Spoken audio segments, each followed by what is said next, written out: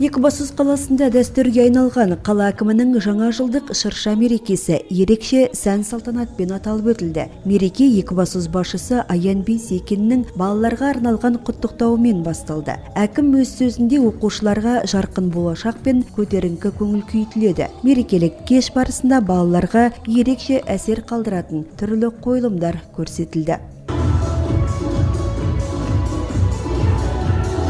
Шараға қала мектептерінен 100-ге жуық оқушы қатысты. Олар оқу жылы бойы облыстық, республикалық, қала берді халықаралық сайыстар, олимпиадалар, спорттық және қоғамдық шараларға белсенді түрде қатысып, жоғары нәтижелерге қол жеткізгендер. Және олардың әр қайсысы 30 мың теңге көлемінде ақшалай сертификатқа ие болды.